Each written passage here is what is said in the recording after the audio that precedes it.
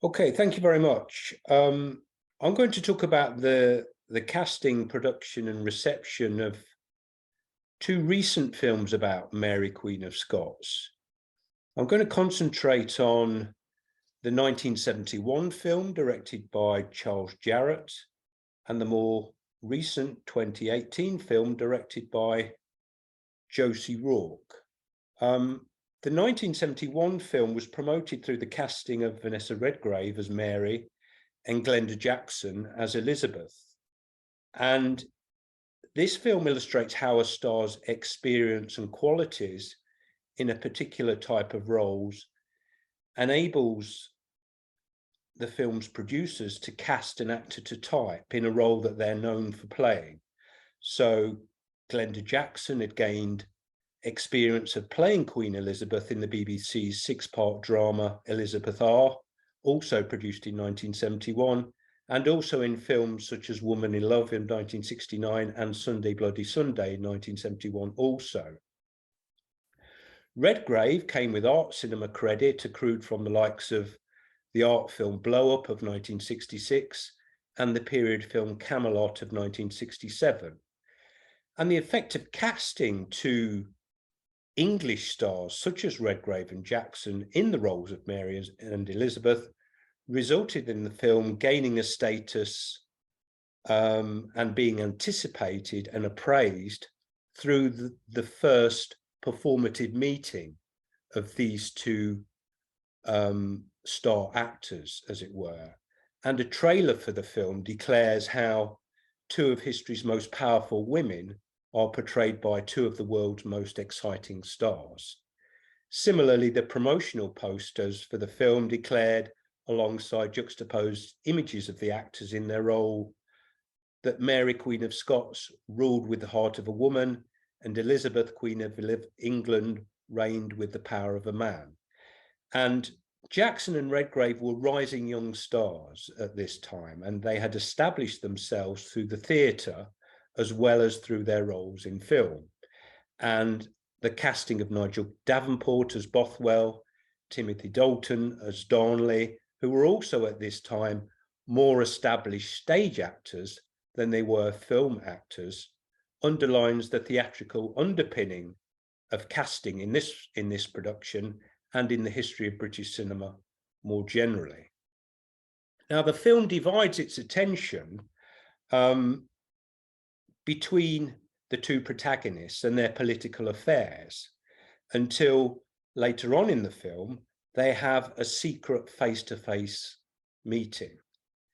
And this encounter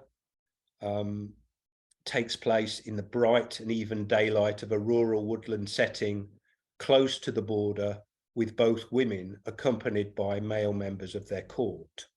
The scene opens, as we see here, with an establishing shot that shows the women evenly positioned within space,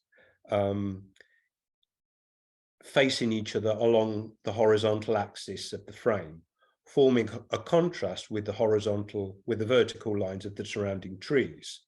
And this reinforces the negotiation that will ensue between them.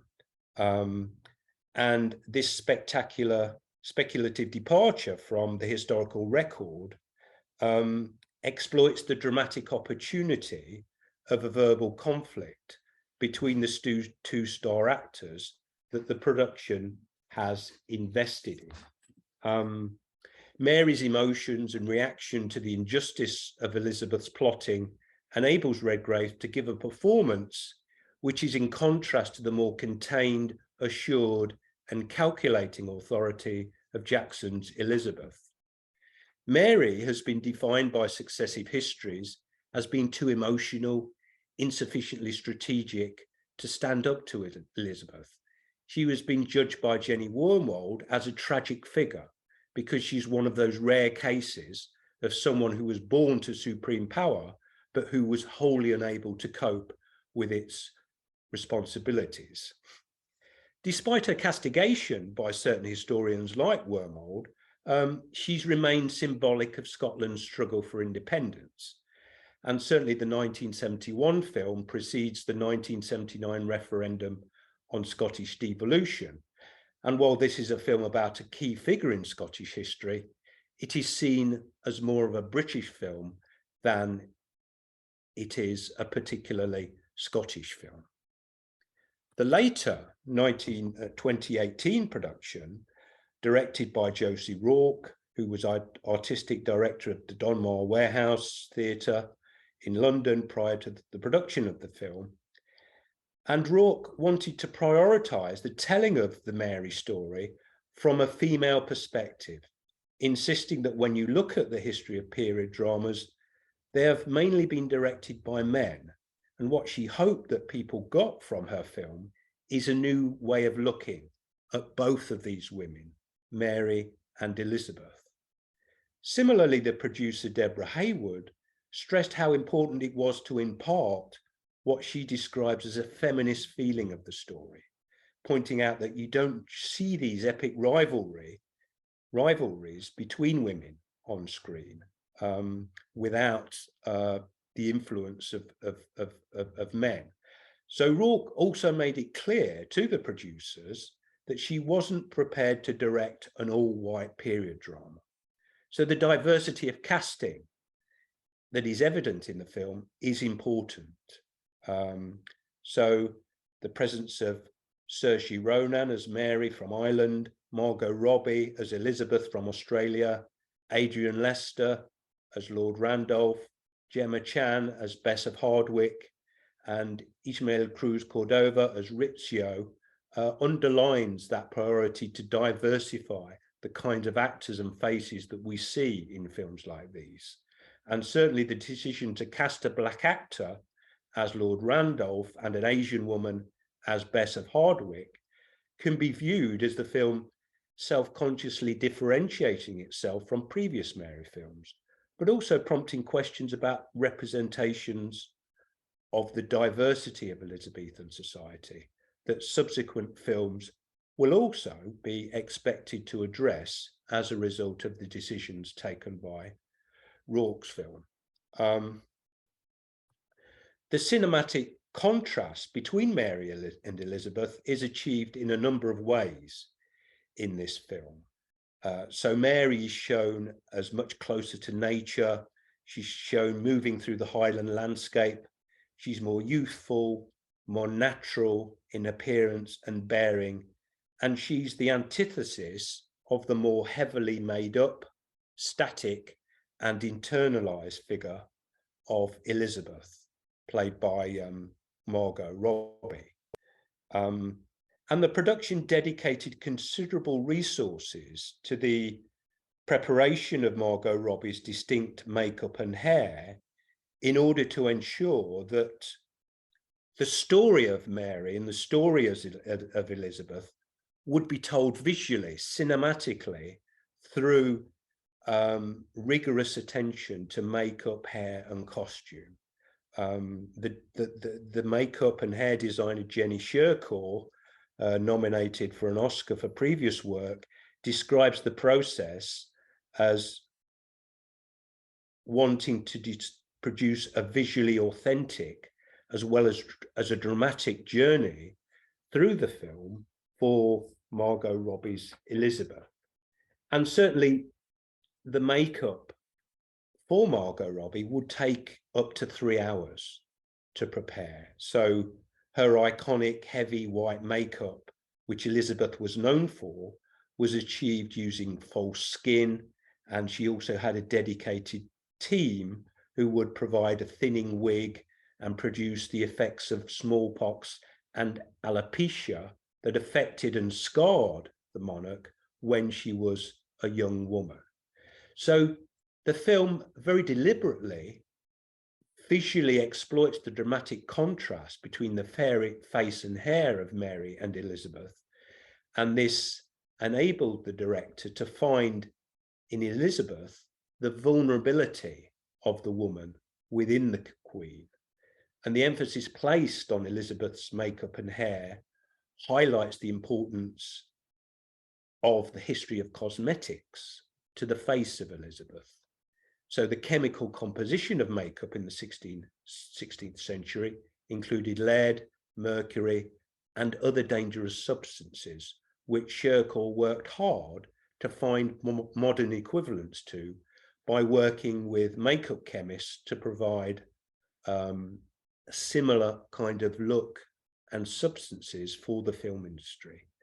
So the ability of the moving image to visualize and dramatize the changing appearance of Elizabeth's face and its manipulation is set against Mary's alignment with nature.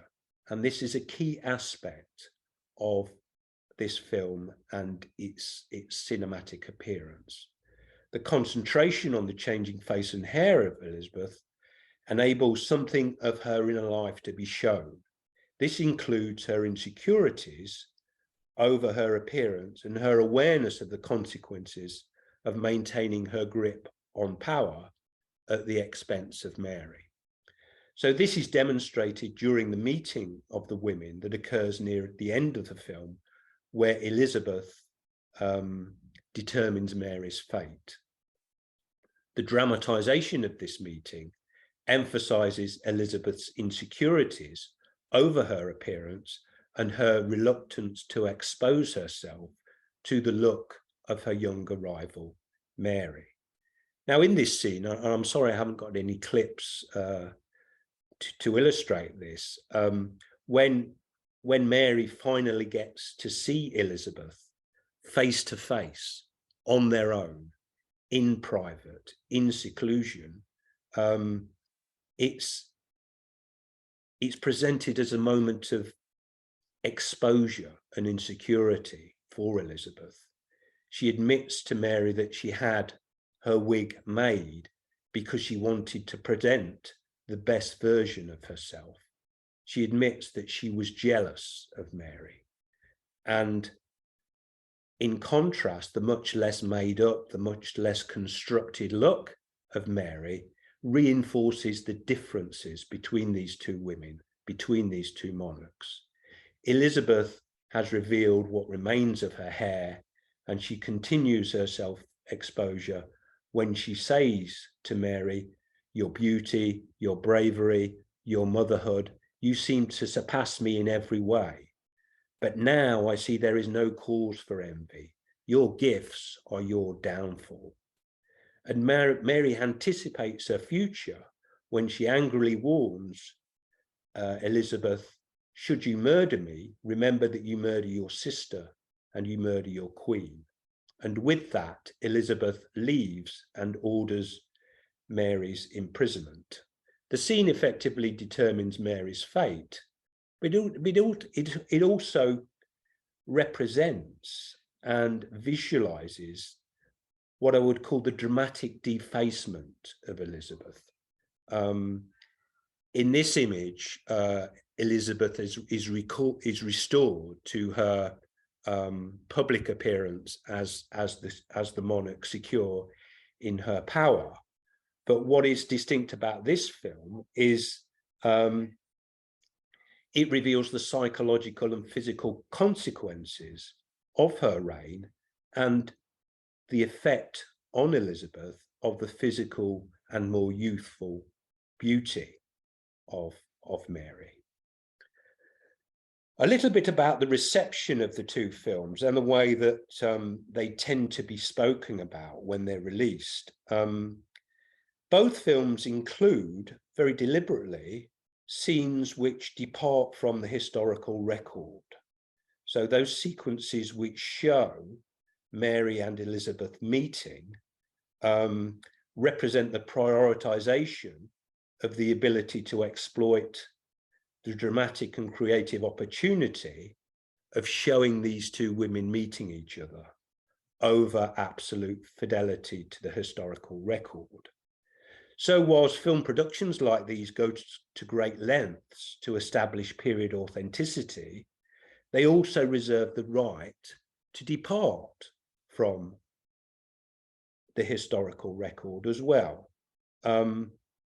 And they do that because they want and they see a need to exploit the dramatic and creative opportunities of having these two women, these two actresses, actually meet on the screen. So although the productions go to great lengths to establish authenticity, because of the decision to depart from the record, part of the reception of films about Mary will also include academic historians assessing their historical accuracy. And that tends to happen with films like this. Academics will comment on how accurate they are. But what's also important about the reception of these films is the way in which their Scottish credentials tend to be questioned. At the premiere of the 1971 film in Edinburgh, the American director of the film faced queries as to why so much of the film was shot in England, why some of the Mary backgrounds, such as Holyrood House and Edinburgh Castle, were not used, and why the cast doesn't contain a full-blooded Scot. The American director replied that there were practical difficulties presented by filming in ancient locations, and there was a requirement for the film, a Hollywood film, to address the world beyond Scotland, and also stating that Sean Connery wasn't available. There was a recognition of the potential of the film to attract tourists to Scotland, but the overall reception of these films tends to underline how representations of the Mary story are not controlled by Scotland, nor do they necessarily represent Scotland. And certainly the scrutiny of the Scottish credentials of the 2018 film is illustrated here by this quote from Margaret Taylor of the Glasgow Herald, who accuses the film of, amongst other things, depriving one of our homegrown actresses the opportunity to portray one of our best known historical figures. And it is clear that it was never clearly a priority for Josie Rourke, the director of this film, to meet this demand expressed by Taylor here. But it does reveal the extent to which in films for the cinema, there hasn't yet been a Scottish Mary, and there remains an expectation that Scotland and Scottish cinema should have one.